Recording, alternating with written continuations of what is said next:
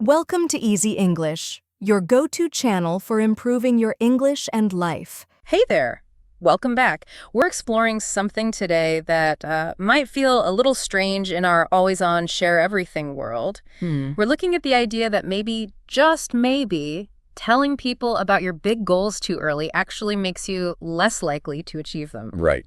Sounds totally backward, doesn't it? It really does, especially when everyone's talking about, public declarations and accountability partners. Yeah. But the piece of writing we're digging into today, titled Don't Tell Others Your Plans, The Surprising Power of Privacy in Goal Setting, makes, a pretty compelling case. It really does lay out some interesting arguments. So our mission for this exploration is to really get to the heart of this text, to kind of pull out the core insights and understand why keeping things quiet could be a powerful strategy. Okay. We'll look at the psychology behind it, peek at some historical perspectives, run through the potential benefits and the risks too, and figure out how you might actually use this idea effectively. Makes sense. So think about it. Have you ever gotten super excited about a new project, told everyone you know, and then, I don't know, the momentum just fizzled? Oh, definitely. Or seen it happen. Or seen it happen to someone else, yeah. Yeah. This text gives us some fascinating reasons why that might be a pattern. Let's jump in. Right. So the text starts by acknowledging exactly what you said. We live in a time of constant sharing, especially online. It's just the norm. Totally. But it immediately pivots to this idea that silence isn't just, the absence of noise.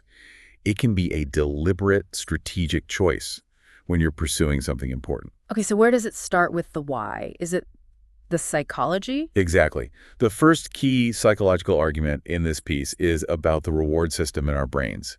The text suggests that simply announcing your plans can give you a hit of dopamine. Dopamine, like the feel-good chemical. That's the one. Part of the brain's reward circuitry. It's, the same kind of feeling you get from achieving something small or, getting likes on a social media post. Wait, so you're saying the positive feedback, that's awesome reaction you get when you tell someone your big dream, that feeling itself can be part of the problem. That's what it argues, yeah. It feels completely counterintuitive, right? Oh, totally. And that's exactly what the text emphasizes. It calls this early reward deceiving. Your brain gets this little boost, this feeling of positive recognition. Uh-huh. And it can inadvertently trick you into feeling like you've already made significant progress or even achieved something just by having spoken the words. So, your brain checks the box too early, it gets the reward without doing the work. Precisely.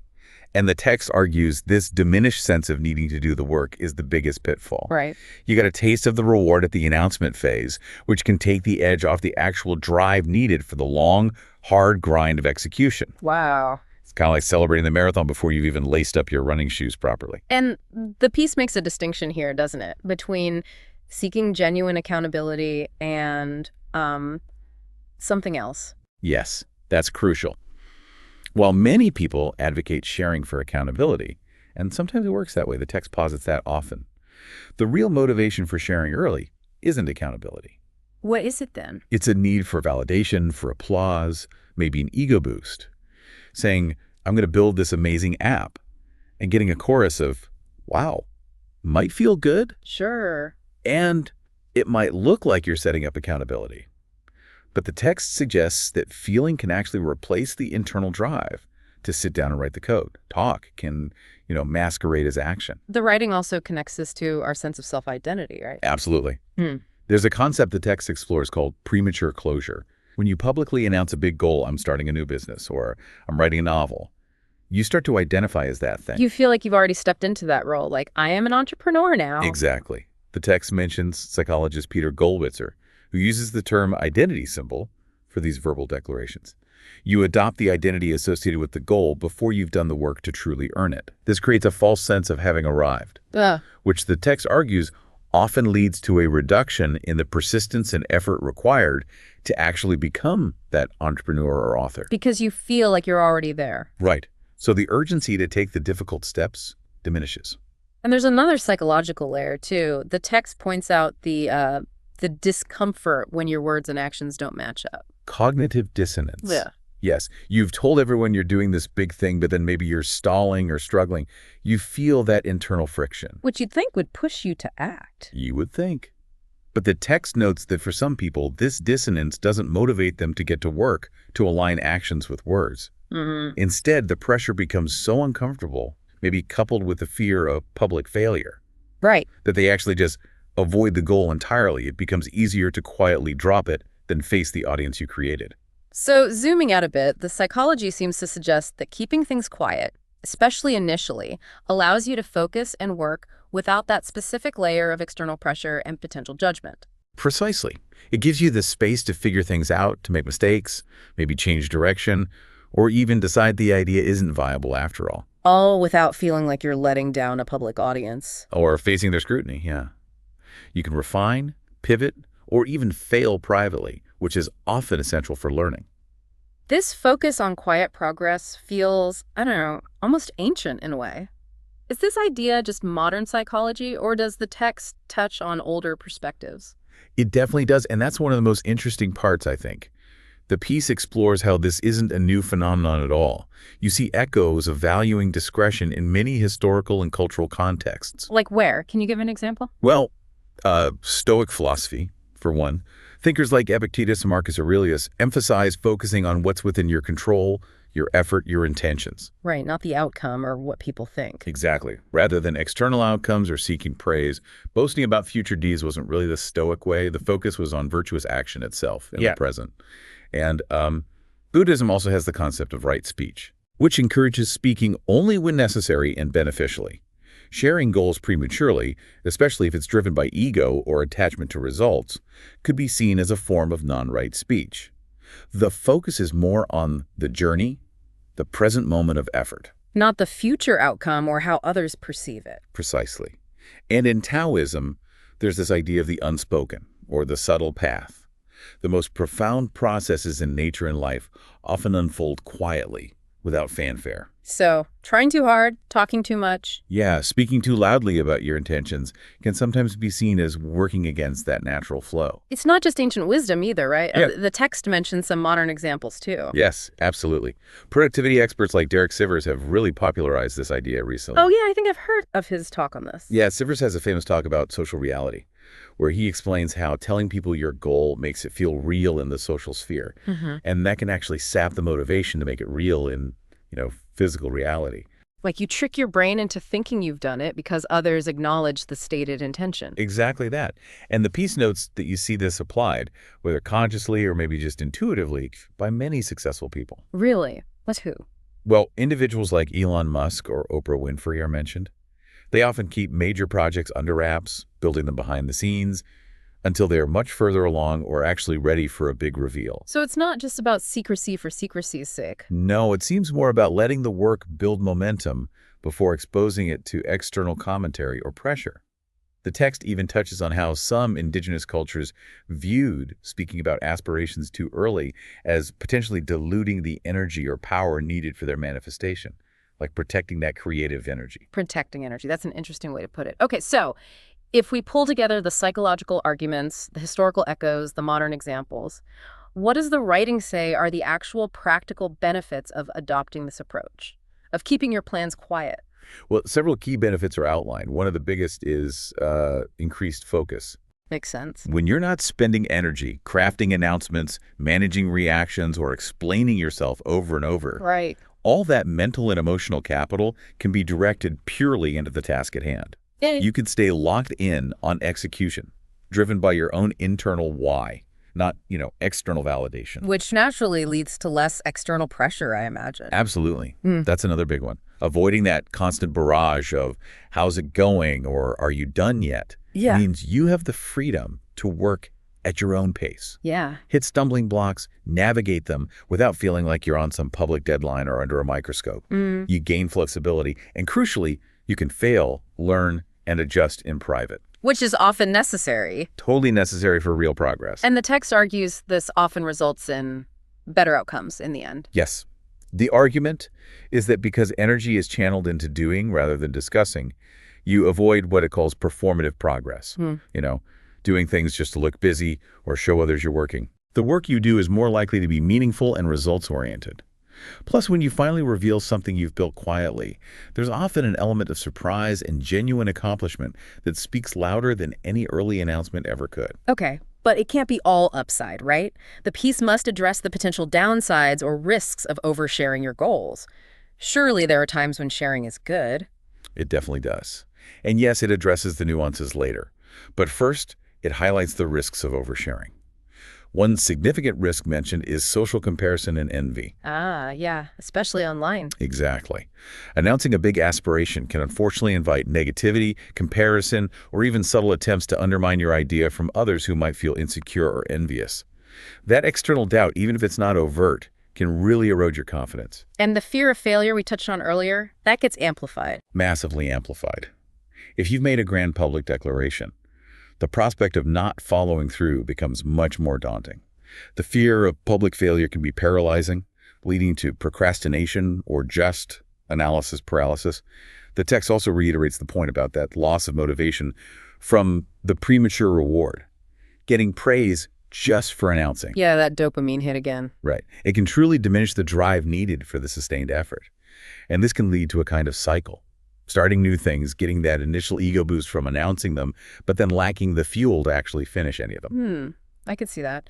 But what about getting feedback? Isn't that important for developing an idea? It absolutely is, and the text gets to that. But oversharing early on can lead to what it calls feedback overload. Too much noise. Exactly. When you tell everyone, you get suggestions, critiques, and concerns from everyone.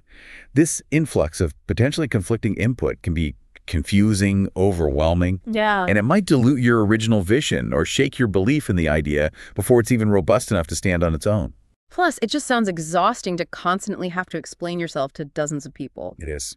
The text points out the sheer energy drain of constantly justifying, defending, or explaining your nascent idea.